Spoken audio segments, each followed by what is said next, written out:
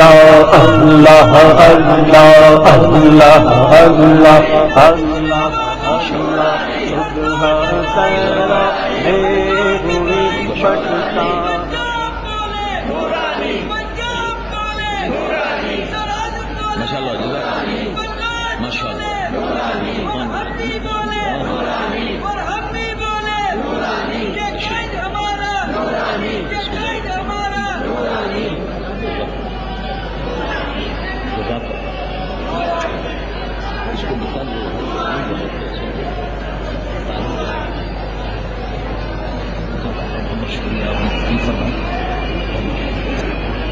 بڑی مہربانی،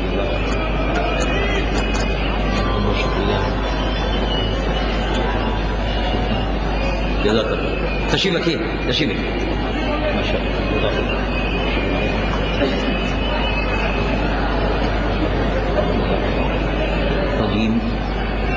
بسم اللہ الرحمن الرحیم، الحمد للہ رب العالمین،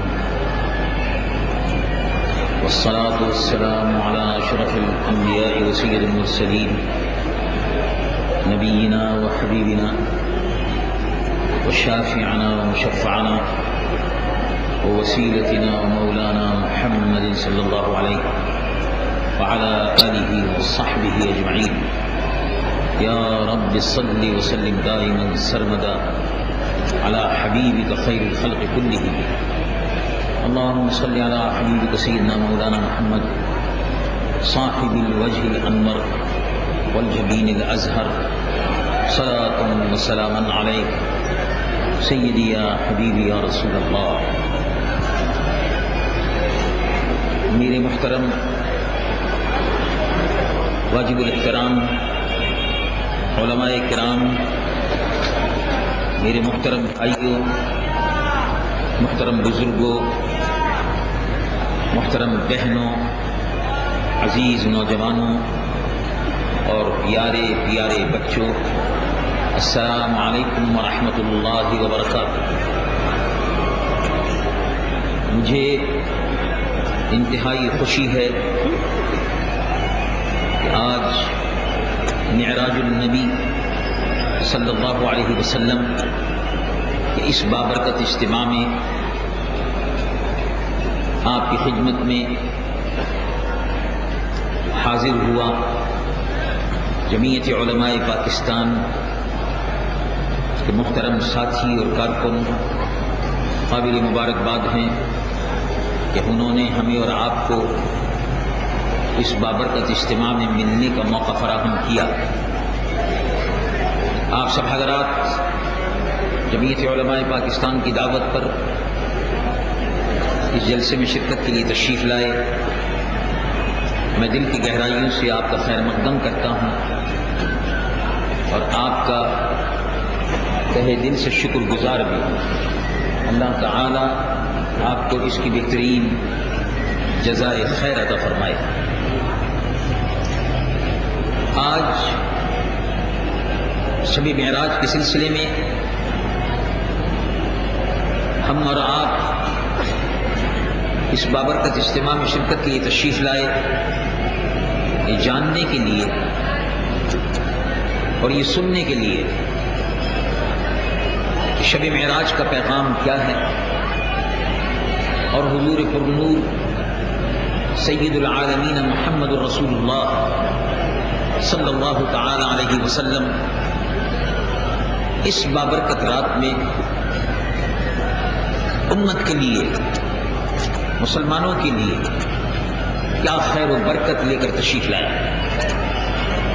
اللہ رب العالمین جل جلالہ وعظم والہ نے اپنے پیارے محبوب حضور پرنور سید العالمین محمد رسول اللہ صلی اللہ تعالی علیہ وسلم کے لیے اس مبارک اور مقدس رات میں رحمتوں کے خزانے کھول دیے۔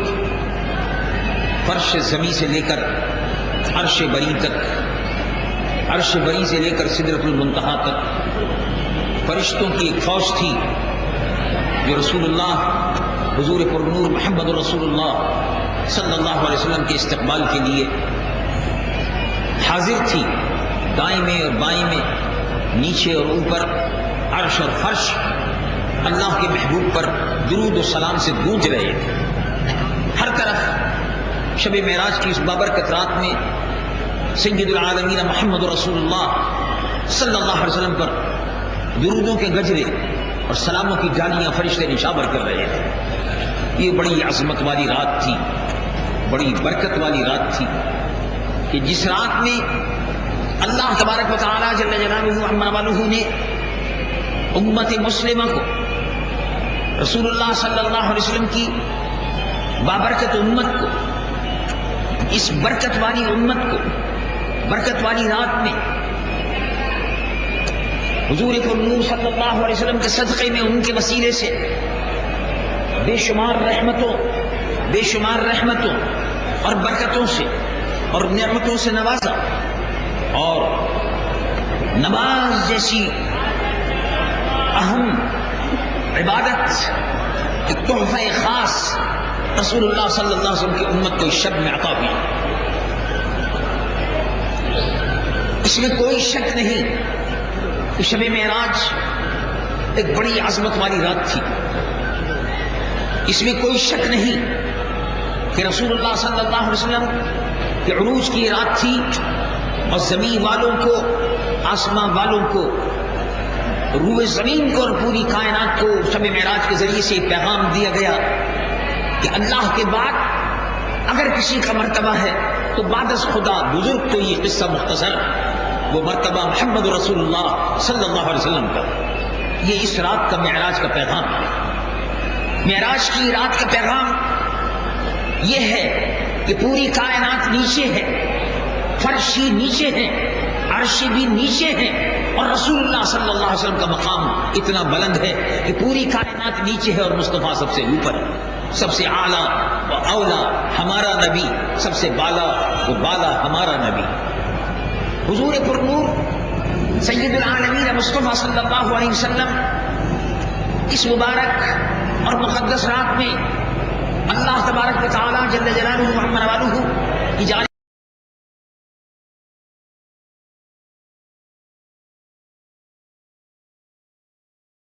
امت کے لیے جو تحفہ لے کر آئے وہ نماز کو ہم نے صرف اس اعتبار سے دیکھا اور سمجھا نماز کو کہ یہ نماز ایک عبادت ہے، اس میں کوئی شک نہیں کہ اہم ترین عبادت ہے، اس میں کوئی شک نہیں، اس میں کوئی شک نہیں کہ یہ فرض ہے، اس میں کوئی شک نہیں کہ اس کا پڑھنے والا مسلمان ہے، اس میں کوئی شک نہیں کہ نماز ایمان کی علامت ہے، اس میں کوئی شک نہیں کہ نماز پڑھنے والا اللہ کی رحمتوں کا مستحق ہوتا ہے، اس میں کوئی شک نہیں کہ نماز میں سربسجود ہونے والا اللہ کی رحمتوں کا طلبگار بھی ہوتا ہے اور اللہ کی رحمتوں کا مستحق بھی ہوتا ہے، اس میں کوئی شک نہیں، اس میں کوئی شک نہیں کہ نماز دین کا ستون ہے، اس میں کوئی شک نہیں کہ اس کا ماننے والا مسلمان ہے اور اس کا منکر کافر ہے، اور اس میں سستی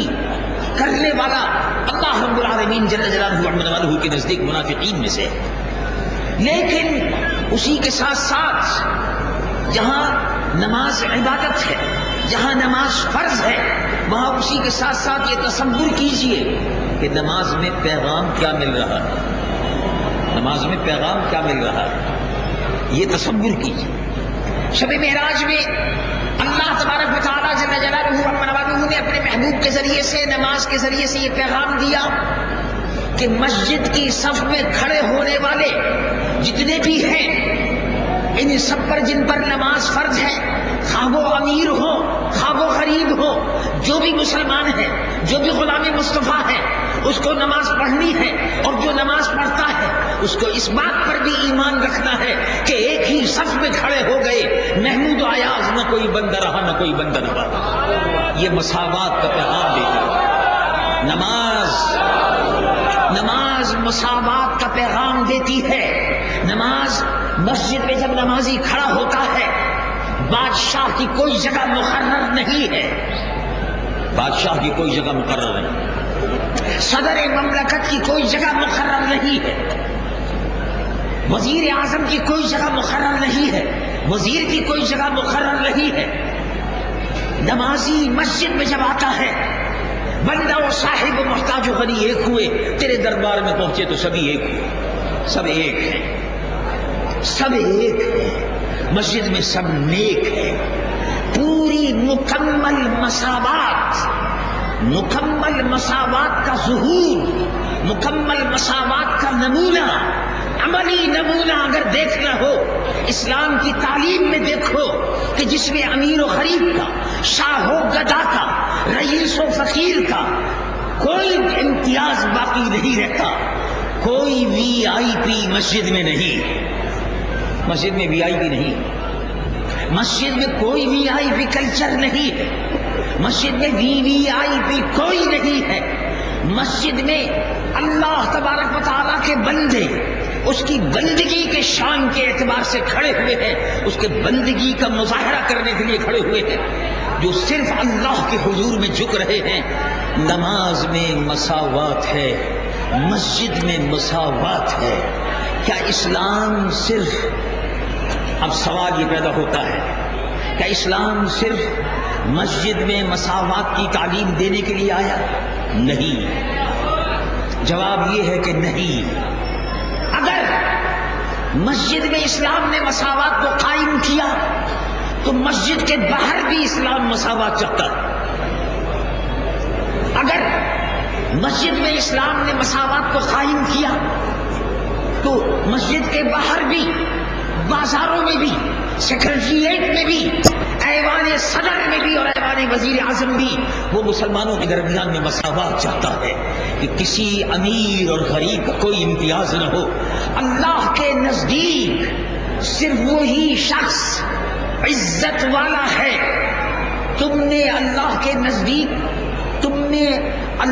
نزدیک عزت والا صرف وہ ہے جو جتنا خدا سے زیادہ ڈرنے والا ہے۔ یہی مضمون قرآن میں بیان فرمایا، اور اللہ رب العالمین ارشاد فرماتا ہے مساوات دیکھیے جو اسلام نے قائم کی، وہ مساوات کیا ہے؟ جو مساوات اسلام نے قائم کی، مسجد سے نکلی تو مسجد کے باہر جب آتی ہے تو وہاں اللہ رب العالمین حکم فرماتا ہے کہ اے محبوب، ایمان والوں کو سنا دیجئے، ان اکرمکم عند اللہ اتقاکم، تم میں سب سے زیادہ عزت والا وہ ہے، تم میں سب سے زیادہ مرتبے والا وہ ہے جو دولت مند ہو نہیں، جو دولت مند ہو نہیں، جو شرافت اور نجابت میں نسل بعد نسل اپنی نسلی برتری رکھتا ہو وہ زیادہ عزت والا ہے نہیں۔ تم میں سب سے زیادہ عزت والا سردار ہے نہیں۔ اسلام میں یہ کلاس اور یہ طبقات، یہ کیٹیگری بالکل نہیں ہے۔ اللہ رب العالمین قرآن میں فیصلہ فرماتا ہے قیامت تک کے لیے کہ تم میں سب سے زیادہ عزت والا جو ہے وہ ہے جو سب سے زیادہ اللہ سے ڈرتا ہے، جس کو ہم اپنی زبان میں کہتے ہیں کہ خوف خدا رکھنے والا، خوف خدا رکھنے والا، وہی اللہ کے یہاں سب سے زیادہ عزت والا ہے۔ ہم نے، اسلام کے چاہنے والوں نے شب معراج سے یہ سبق نہیں لیا کہ حضور پرنور سید العالمین محمد رسول اللہ صلی اللہ علیہ وسلم کی امت، اس میں اللہ تبارک و تعالیٰ نے مساوات کو قائم کر دیا، برابری کو، اور یہ بیان فرما دیا کہ کسی قسم کا کالے میں گورے میں لا فضل لعربی علی عجمی۔ رسول اللہ صلی اللہ علیہ وسلم نے حجۃ الوداع میں خطبہ دیتے ہوئے آخری حج جو حضور نے فرمایا، اس آخری حج میں پورا منشور، اسلام کا پورا منشور، رسول اللہ کی امت کے لیے پورا مینیفیسٹو منشور موجود ہے، جس میں رسول اللہ صلی اللہ علیہ وسلم نے ارشاد فرمایا لا فضل لعربی علی عجمی، عربی کو عجمی پر کوئی فضیلت نہیں، لا فضل لاحمر علی اسود، کسی کالے کو گورے پر فضیلت نہیں اور گورے کو کالے پر فضیلت نہیں. اگر کسی کو فضیلت ہے الا بالتقوی، تو جو جتنا اللہ سے ڈرتا ہے وہ اتنا ہی اللہ سے قریب ہے، وہ اتنا ہی عزت والا ہے، وہ اتنا ہی شرافت والا ہے. اسلام نے اس مساوات کے خطبہ حجۃ الوداع میں بیان فرما دیا کہ کسی عربی کو عجمی پر کوئی فضیلت نہیں، رنگ کی وجہ سے، نسل کی وجہ سے، زبان کی وجہ سے، نسل کی وجہ سے، قبیلے کی وجہ سے، برادری کی وجہ سے، علاقے کی وجہ سے کسی کو کسی پر کوئی فضیلت نہیں. سب مسلمان، انما المؤمنون اخوہ، ایمان والے مسلمان رسول اللہ کی امت یہ سب ایک دوسرے کے بھائی ہیں، سب ایک دوسرے کے بھائی ہیں. دیکھو کتنا پیارا رشتہ ہے، کتنی پیاری مساوات ہے، برابری کا کتنا عظیم تصور ہے، مساوات کا کتنا بڑا تصور ہے. مسجد میں جو مساوات قائم کی، بازاروں میں بھی، کوچے میں بھی، ارباب حکومت میں بھی، ایوان صدر میں بھی، ایوان وزیر اعظم میں بھی، ہر جگہ اسی اصول کو نافذ ہونا چاہیے تھا کہ ہم سب مسلمان ایک دوسرے کے بھائی ہیں، کسی کو کسی پر فضیلت اور برتری حاصل نہیں ہے. اب سب کے حقوق برابر ہیں، سب کے حقوق برابر ہیں. ہم نے یہ تصور مٹا دیا، لوگوں کے حقوق کو غصب کرنا شروع کر دیا. اسلام کی معراج کے عظیم فلسفے کو، جو سبق ہمیں ملا تھا معراج مصطفیٰ سے کہ عالم بشریت کی زد میں ہے گردوں، وہ سبق ہم نے بھلا دیا. اور اب ہم اس بات پر ایک دوسرے سے لڑتے ہیں کہ یہ سندھی ہے، یہ پنجابی ہے، یہ مہاجر ہے، یہ اردو بولتا ہے، یہ پنجابی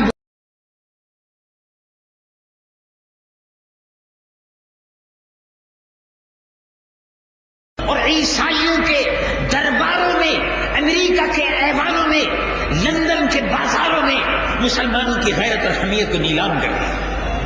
اب آپ دیکھو اور آپ خود سوچئے اور آپ خود اپنی آنکھوں سے دیکھیے کہ وہ لوگ کیا اس قابل ہیں کہ ان کو پھر سے حکومت میں لایا جائے. پھر سے حکومت میں اگر آئیں گے پھر حکومتیں ٹوٹیں گی، یہ گاڑی نہیں چلا سکتے. پاکستان میں 49 برس 40 اور 9 برس کے عرصے میں 49 ایئرس میں 31 حکومتیں بدلی ہیں. 31 حکومتیں بدلی. جب چاہیں آپ حساب لگا کر دیکھ لیجیے گا، میں اس کی تفصیل میں نہیں جاتا. مرحوم وزیر اعظم لیاقت علی خان شہید ملت سے لے کر اب تک کے وزرائے اعظم اور گورنر جنرل قائد اعظم محمد علی جناح، ان کی قدرتی طور پر وفات کی. ان سے ہٹ کر باقی جتنے بھی صدر آتے رہے، گورنر جنرل آتے رہے، یہ 31 سربراہان مملکت اور وزرائے اعظم تھے. 49 برس میں صرف 2 حکمراں ایسے ہیں کہ جن کو 10 سال یا 11 سال کی مدت ملی ہے، اور وہ ضیاء الحق تھے اور ایوب خان تھے. باقی 3 برس 4 برس 3 برس 4 برس 3 برس 4 برس 2 برس اور 1 برس میں رخصت ہوتے رہے. یہ کیا بات تھی؟ اور اب 3 برس انتخابات 5 سال کے لیے ہوتے ہیں، لیکن لٹیرے قومی اسمبلی میں پہنچنے کے بعد لٹیرے یہ ممبر بڑے معصوم بن کر آپ کے سامنے آتے ہیں، اور جب قومی اسمبلی میں پہنچتے ہیں تو سب سے بڑے لٹیرے یہ ہوتے ہیں. اس کی وجہ یہ ہے کہ وہ کہتے ہیں کہ ہم نے الیکشن پر 1 کروڑ روپیہ خرچ کیا. جب الیکشن پر 1 کروڑ روپیہ خرچ کیا تو الیکشن تو تجارت ہے. جب 1 کروڑ روپیہ خرچ کیا ہے تو 4 کروڑ کمائیں گے، تو پھر وہ کمائی پر لگ جاتے ہیں اور اس کے بعد اسمبلی جو ہے وہ ٹوٹ جاتی ہے. اب آپ خود سوچیں کہ آپ کو ایسی اسمبلی منتخب کرنی ہے جو پھر ٹوٹ جائے. ظاہر ہے اگر لٹیرے، بدکار اور شرابی اور ظالم اور بے نمازی اسمبلی کے اندر خدا کا خوف نہ رکھنے والے لوگ اگر گئے تو پھر یہ اسمبلی ٹوٹے گی اور ٹوٹتی رہے گی. خدا کا عذاب آئے گا اور ٹوٹتی رہے گی. لیکن اگر آپ نے ایسے لوگوں کو منتخب کیا جن کا ذکر دستور میں موجود ہے، پاکستان کے دستور میں موجود ہے کہ قومی اسمبلی کے ممبر وہ ہو سکتا ہے جو نمازی خوف خدا جسے،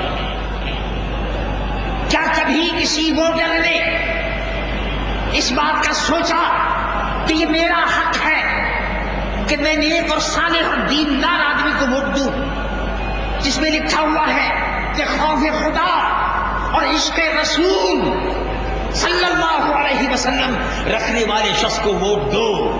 دستور میں یہ ہدایت آپ کو دی گئی ہے، اس شخص کو ووٹ دو جو شرابی نہ ہو، یہ لکھا ہوا ہے کہ شرابی کو ووٹ مت دو۔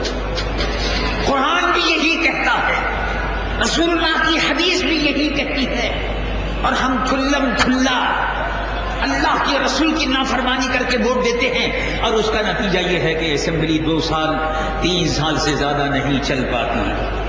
پہلی اسمبلی سن 1988 میں جو اسمبلی آئی تھی، سن 85 میں جو اسمبلی آئی تھی، 86 میں، وہ 3 برس پورے نہیں کر پائی۔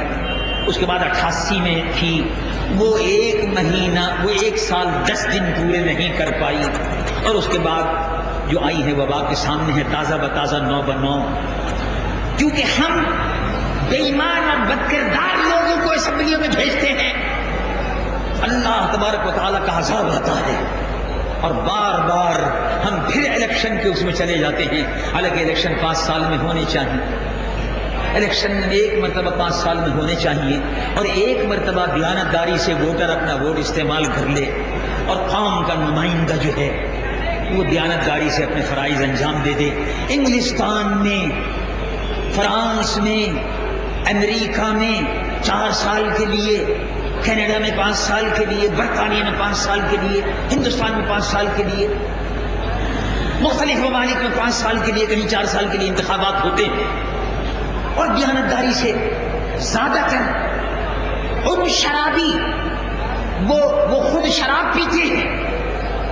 زیادہ تر انگلستان، برطانیہ اور امریکہ کے اندر لوگ شرابیں پیتے ہیں، زانی اور بدکار ہیں، لیکن ووٹ دینے کا جب وقت آتا ہے تو وہ دیکھتے ہیں کہ ہمارا لیڈر جو ہے وہ بدکار نہیں ہونا چاہیے، لیڈر بدکار نہیں ہو، ہم چاہے بدکار ہیں لیکن لیڈر بدکار ہے۔ یہاں عالم یہ ہے کہ ووٹر بیچارہ سیدھے سادہ مسلمان ہے، لیکن اپنا ووٹ شرابی کو دے دیتا ہے۔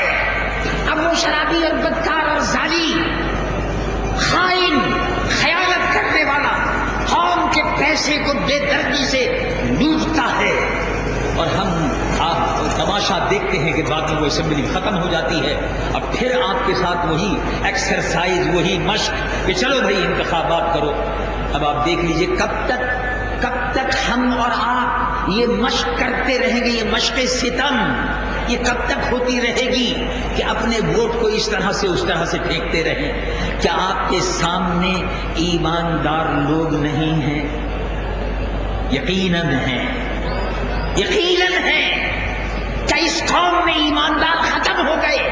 اگر اس قوم میں ایماندار ختم ہو جاتے تو پاکستان پر قیامت گزر جاتی، لیکن معلوم ہوتا ہے اس قوم میں ابھی دیانتدار لوگ موجود ہیں، اللہ کا خوف رکھنے والے لوگ موجود ہیں، عشق رسول صلی اللہ علیہ وسلم سے جن کے سینے مالا مال ہیں وہ ابھی بھی موجود ہیں، جو راتوں کو جاگ کر اس ملک کی سلامتی کی دعائیں کر رہے ہیں، آج بھی وہ نمازی اللہ کے حضور میں سر جھکانے والے موجود ہیں۔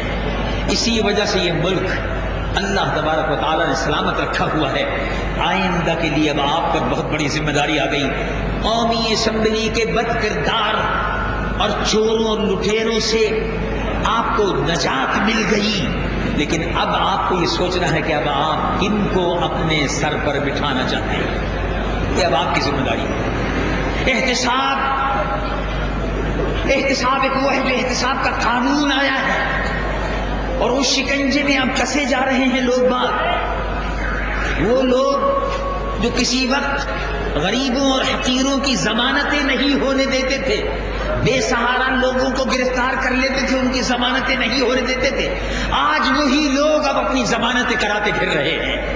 یہ عبرت ہے، یہ عبرت ہے، اس سے سبق حاصل کرو اور آئندہ کے لیے سوچو میرے عزیز کہ کس طرح کی دیانت اور امانت والی قیادت لانی ہے۔ کہ آپ نے سنا کہ عمر ابن عبد العزیز مسلمانوں کے خلیفہ تھے، مسلمانوں کے خلیفہ رات کو بیٹھ کر کام کر رہے تھے چراغ کی روشنی میں۔ 1400 سال پہلے بجلی نہیں تھی، مٹی کا تیل نہیں تھا اور لیمپ نہیں تھے، گیس نہیں تھی۔ 1400 سال پہلے عمر ابن عبد العزیز رات کو بیٹھ کر اپنی بیٹھک میں فرامین خلافت لکھ رہے تھے، گورنروں کو احکامات لکھ رہے تھے۔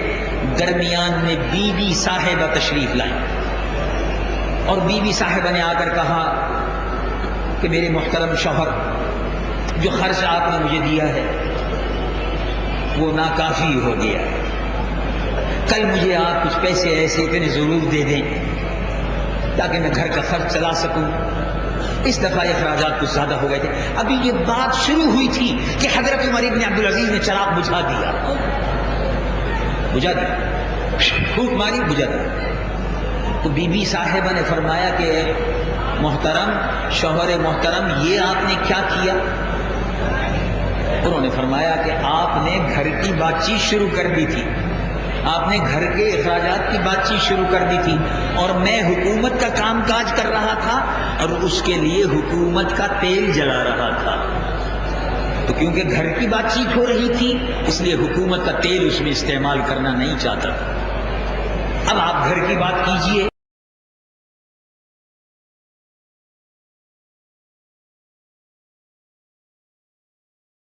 تاکہ پھر بعد میں اس کا تیل جلا لوں گا۔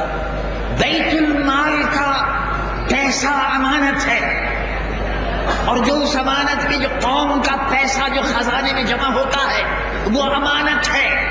جو اس امانت میں خیانت کرے وہ خائن ہے، جو خائن ہے وہ منافق ہے، جو خائن ہے وہ منافق ہے۔ میرے آقا حضور پرنور سید العالمین محمد رسول اللہ صلی اللہ علیہ وسلم نے ارشاد فرمایا، آیت المنافق ثلاث، منافق کی 3 نشانیاں۔ اذا ائتمن خان، منافق وہ ہے جب اس کے پاس امانت رکھوائی جائے تو وہ خیانت کرتا ہے، جب بولتا ہے تو جھوٹ بولتا ہے، اور جب عہد کرتا ہے تو فساد پھیلاتا ہے۔ اذا عہد غدر، اس سے پھر جاتا ہے، مکر جاتا ہے۔ منافق جب منافق قیادت قومی اسمبلی میں بیٹھے گی، قومی خزانے کو لوٹیں گے، اپنے محلات لندن اور پیرس میں بنوائیں گے، تو اس قوم کے لیے کیا بچے گا؟ اب اس قوم کے لیے کیا بچے گا؟ میں نے ابھی حال ہی میں صدر صاحب نے بلایا اور انہوں نے جمعیت علماء پاکستان کا موقف سننے کے لیے کہ جمعیت علماء پاکستان کیا چاہتی ہے، اس سلسلے میں انہوں نے موقف سننے کے لیے بلایا تھا۔ میں نے ان سے کہا، اس کا لب لباب جو ہے وہ یہ تھا، میں نے کہا اگر آپ کو ایک مثال دیتا ہوں، اور وہ یہ ہے کہ یزید کے زمانے میں یزید کے کارندے ٹیکس جمع کرنے کے لیے جاتے تھے لیکن ٹیکس نہیں ملتا تھا، لوگ بائیکاٹ کر دیتے تھے، ٹیکس دینے سے انکار کر دیتے تھے۔ یزید کے کارندے مارے مارے پھرتے تھے اور لوگ ٹیکس نہیں دیتے تھے۔ تو میں نے کہا صدر صاحب، یزید کے بعد وقت آیا، دور آیا عمر ابن عبد العزیز رضی اللہ عنہ کا۔ وہ عمر ابن عبد العزیز جو چراغ بھی، قومی خزانے کا چراغ جو جل رہا تھا، تیل بھی ضائع نہیں ہونے دیتا تھا۔ جب اس عمر ابن عبد العزیز کا زمانہ آیا تو لوگ سرکاری دفتر میں پہنچ کر ٹیکس جمع کرانے کے لیے پہنچ جاتے تھے، تو افسران مال یہ کہتے تھے کہ بھئی یہ کیا بات ہو گئی، بھئی تم ہی لوگ تھے یزید کے زمانے میں ٹیکس نہیں دیتے تھے، ہم چکر لگا لگا کے تھک جاتے تھے، تم ٹیکس دینے سے انکار کرتے تھے، جھگڑا کرتے تھے، اب تم خود دینے کے لیے آتے ہو۔ انہوں نے کہا، لوگوں نے کہا یزید کے لیے کچھ نہیں ہے اور عمر ابن عبد العزیز کے لیے جان بھی حاضر ہے۔ ہمیں معلوم ہے یا رسول اللہ، لوگوں نے کہا ہمیں معلوم ہے کہ جس خزانے میں ہم پیسہ جمع کرا رہے ہیں یہ خزانہ غریبوں کے کام آ رہا ہے. جس خزانے میں ہم پیسہ جمع کرا رہے ہیں یہ خزانہ قومی مفاد میں خرچ ہو رہا ہے. جس خزانے میں ہم پیسہ جمع کرا رہے ہیں اس خزانے سے غریبوں کے اور متوسط درجے کے لوگوں کے قرضے ادا کیے جا رہے ہیں. اس سے مسلمانوں کی خوشحالی میں اضافہ ہو رہا ہے. قوم خوشحال ہو رہی ہے. اس ٹیکس سے قوم خوشحال ہو رہی ہے. اور آپ نے جو ٹیکس دیے 3 سال کے عرصے میں قوم خوشحال نہیں ہوئی، حکمران خوشحال ہو گئے. حکمرانوں نے اپنے محلات لندن میں بنوا لی، خرید لی، فرانس میں زمینیں خرید لی، امریکہ میں اور یورپ میں عیاشیوں کے اڈے اور ہوٹل خرید لیے. یہ پیسہ لوٹا ہوا پاکستان کا، غریبوں کا، آپ کی حلال کی کمائی، آپ کا پیسہ قومی اسمبلی میں جا کر 3 سالہ دور حکومت میں پیپلز پارٹی نے اس ملک کے عوام کے ساتھ میں جو سب سے بڑا ظلم کیا وہ یہی تھا کہ اس ملک کو غریب کر دیا.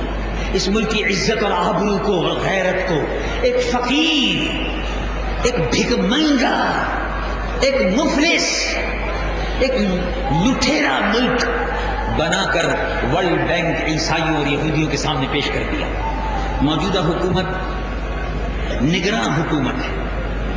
نگراں حکومت میں بھی صدر صاحب سے نے کہہ دیا اور پھر کہتا ہوں، نگراں حکومت میں بھی وہ لوگ بیٹھے ہوئے ہیں جن کا خود احتساب ہونا چاہیے.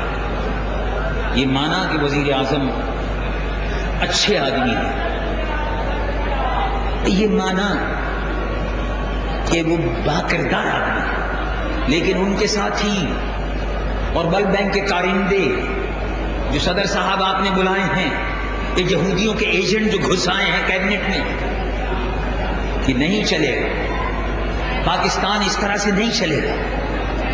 اگر پچھلی حکومت بے نظیر کی حکومت اگر ختم کی جا سکتی ہے تو نگراں حکومت بھی ختم ہو سکتی ہے. کسی کی کوئی ضمانت نہیں ہے. باقی رہنے والی صرف اللہ کی ذات ہے. باقی اللہ کی ذات. دیکھو آپ کو یاد ہوگا کہ بے نظیر صاحبہ نے یہ فرمایا کہ میں 98 میں الیکشن کراؤں گی، میں کراؤں گی، میری نگرانی میں ہوگا، میں کراؤں گی. وہ میں کہاں ہے تلاش کرو. وہ میں لانڈی جیل میں ہے، کہاں ہے؟ وہ میں سرے محل میں ہے، کہاں ہے؟ اب تو وہ میں جو ہے ہم اسے کہتے ہیں بکرے کی ماں خیر مرے. تو نے پاکستان کو لوٹا. پاکستان مظلوم ہے. پاکستان کے غریب عوام کے خون کو چوسا ہے.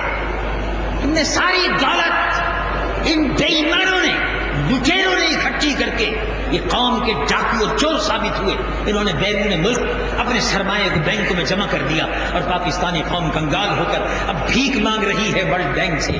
یہ آکسیجن ٹینک اب لگایا ہوا ہے. ورلڈ بینک نے یہ کہا ہے کہ پاکستان جو ہے اب اس کو آکسیجن کی ضرورت ہے. یعنی پاکستان اپنی موت کے معاشی طور پر، اقتصادی طور پر موت کے دروازے پر کھڑا ہے، سسکیاں لے رہا ہے. اب اس کو ورلڈ بینک آکسیجن دے رہا ہے. دیکھا آپ نے پاکستان کس حال میں پہنچا اور کس حال میں ان لوگوں نے پہنچایا. یہ بڑے بڑے سرمایہ دار، یہ لٹیرے، یہ وڈیرے، یہ صنعت کار، یہ آپ کے مسائل کا حل نہیں ہے. یہ نسخہ لاتے ہیں کبھی امریکہ کا، کبھی ورلڈ بینک کا، کبھی فرانس کا، کبھی برطانیہ کا. جمعیت علماء پاکستان آپ کو نسخہ پیش کرتی ہے دربار محمد رسول اللہ صلی اللہ علیہ وسلم. نظام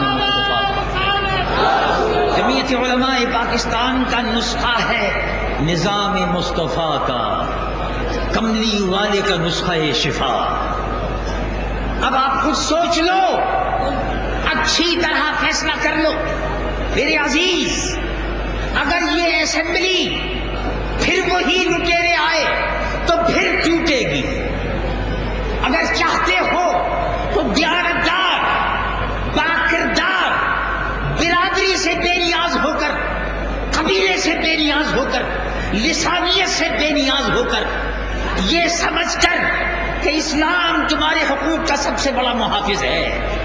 کیا ایک مسلمان کی حیثیت سے ہمارا یہ ایمان ہے یا نہیں ہے کہ اگر مجھ کو کچھ مل سکتا ہے، اگر مجھ کو میرا حق مل سکتا ہے، تو حق دینے والوں میں سب سے بہتر حق دینے والا مصطفیٰ صلی اللہ علیہ وسلم، رسول اللہ سے بہتر،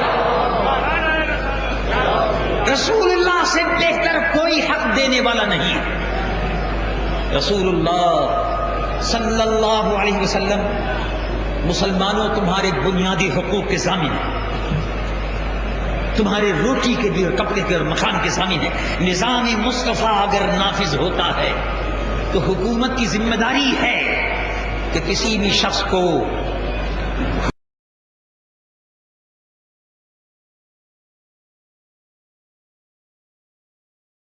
بھوکا نہ سونے دے. امیر المومنین سیدنا عمر رضی اللہ عنہ وارضہ نے فرمایا کہ اب میں آئندہ سال دورہ کروں گا اور میں یہ چاہتا ہوں کہ میری حکومت میں دریائے فرات کے کنارے، آدمی تو بہت بڑی بات ہے، میں نہیں چاہتا کہ جانور بھی بھوکا مر جائے. اسلامی حکومت جانور کی بھی ذمہ داری قبول کرتی ہے. جب جانور کی ذمہ داری قبول کرتی ہے تو انسان کی تو بہت بڑی ذمہ داری ہے. یہ نظام مصطفیٰ کی حکومت لاؤ، نظام مصطفیٰ کے خادموں کو لاؤ جو اس ملک میں رسول اللہ کا لایا ہوا نظام نافذ کرے. امیر و غریب کے فرق کو بٹھائیں، میرٹ کی بنیاد پر، ترجیحی بنیاد پر ہر شخص کو اس کا حق ملے، انصاف دروازے پر پہنچے. یہی ہے طریقہ محمد رسول اللہ. اور پاکستان میں آج تک 49 برس گزرنے کے بعد، 31 حکومتوں اور سربراہوں اور وزیر اعظموں کے رخصت کے بعد، ابھی بھی آج تک یہ نسخہ نظام مصطفیٰ، نسخہ شفا نہیں آزمایا. اب وقت اللہ تبارک و تعالیٰ نے دیا ہے، یہ موقع آپ کو ملا ہے کہ آپ اس نسخہ شفا کو اس ملک میں نافذ کر دیں. یہ ایسے لوگوں کو اپنے ووٹ کو دیانت کے ساتھ استعمال کیجیے. یہ آپ کا حق ہے، آپ اپنے ووٹ کا استعمال کیجیے، پوری دیانت کے ساتھ استعمال کیجیے. جو بھی نیک آدمی ہو، خوف خدا عشق رسول رکھنے والا ہو، وہی آپ کا نمائندہ ہو. جب اس سے نیکیاں ہوگی تو آپ کو بھی اس نیکیوں میں ثواب ملے گا. اور اگر بدکار اور شرابی ممبر قومی اسمبلی میں گیا تو اس کے گناہوں میں حصے دار ووٹ دینے والا بھی ہو جاتا ہے، وہ بھی گناہوں میں حصے دار ہو جاتا ہے. جمعیت علماء پاکستان کا پیغام نظام مصطفیٰ کا پیغام ہے. وہ پیغام میں نے آپ کی خدمت میں پہنچایا. اللہ تبارک و تعالی مجھ کو بھی اور آپ کو بھی، ہم سب کو، پاکستان کی سرزمین پر جو مسائل درپیش ہیں، دیکھو میرے عزیز ہم وطنوں، اس وقت مسئلہ ایک یہ بھی ہے کہ کشمیر کا مسئلے کا حل کیسے ہوگا. ایک مسئلہ یہ بھی ہے کہ پاکستان کو باقی رکھنا ہے یا نہیں، اور باقی رکھنے کے لیے ایٹمی پروگرام جاری رہنا چاہیے یا نہیں. اگر ایسی حکومت آ گئی، ایسے بے ایمان لوگ آ گئے، امریکہ کے غلام آ گئے جو امریکہ کے آگے، اب پچھلی حکومت بھی 3 برس تک امریکہ کے آگے ہاتھ باندھے ہوئے کھڑی تھی، امریکی ایجنڈے پر عمل کر رہی تھی، یہودیوں اور عیسائیوں کے پروپیگنڈے پر، یہودیوں کے پروپیگنڈے پر، ہنود کے پروپیگنڈے پر عمل کر رہی تھی. لیکن آج آپ کو یہ طے کرنا ہے کہ آیا ایٹمی پروگرام جاری رہنا چاہیے یا نہیں. آپ کو ایسی قیادت چاہیے، قومی اسمبلی میں ایسے لوگ چاہیے جو امریکہ کی آنکھوں میں آنکھ ڈال کر اپنی ایمانی قوت سے بات کر سکے، ایمانی قوت کا مظاہرہ کر سکے. امریکہ کے آگے ہاتھ باندھ کر کھڑے ہونے کے بجائے آنکھوں میں آنکھیں ڈال کر بات کریں اور کہیں کہ ایٹمی پروگرام ہمارا حق ہے، ہم اپنے ملک میں جو پروگرام چاہیں اس کو نافذ کر سکتے ہیں، تم کو ہمارے کاموں میں مداخلت کا کوئی حق نہیں ہے. کشمیر کے مجاہدین 6 برس سے جہاد کر رہے ہیں، ان کی نظریں آپ کی طرف ہیں. بزدل حکومت 3 سال سے یہاں تھی، کاغذی اور زبانی سارا کام ہو رہا تھا، کشمیر کے مجاہدین کی کوئی عملی مدد نہیں ہوئی۔ یہ بڑے بڑے اہم مسائل ہیں، اگر قومی اسمبلی کے اندر جاہل لوگ جن کو یہ پتہ نہیں کہ دستور کیا ہوتا، جن کو یہ پتہ نہیں کہ پاکستان کے مشرق میں کون سا ملک ہے، مغرب میں کون سا ملک ہے، اور جنوب میں کون سا ملک ہے، اور شمال میں کون سا ملک ہے، جو جغرافی سے پاکستان کے بے خبر ہوں، انگوٹھا نشانی ہو، وہ کیا لیبر پالیسی، تعلیمی پالیسی اور خارجہ پالیسی پر وہاں گفتگو کر سکیں گے؟ کم از کم اتنا شعور تو کراچی اور پڑھے لکھے طبقے کو تو ہونا چاہیے کہ قومی اسمبلی کے ممبر کی قابلیت کیا ہو، اس کا اسٹیٹس کیسا ہو، گفتگو کرنے میں، امریکہ کی آنکھوں میں آنکھیں ڈال کر بات کرنے میں۔ آپ کا اگر ممبر، آپ کے ممبران قومی اسمبلی اگر بکنے والے اور جھکنے والے ہوئے جیسے پہلے رہے ہیں تو پھر اللہ ہی حافظ ہے، قوم پر خدا نے اس قوم کی حالت نہیں بدلی، نہ ہو جس قوم کو خود اپنی حالت کے بدلنے کا خیال۔ میں سمجھتا ہوں کہ وقت آ گیا ہے، آپ کا ووٹ فیصلہ کن کردار ادا کر سکتا ہے۔ آپ ایک امانت دار، آپ ایک دیانت دار، اس قوم کی عزت اور محافظ کی علم بردار قیادت کو اس ملک میں اگر لاتے ہیں تو انشاءاللہ پاکستان پائندہ باد رہے گا۔ اللہ آپ کا ہمارا حامی و ناصر ہوگا۔ صلاۃ و سلام مختصر سے پڑھنے۔ یا نبی سلام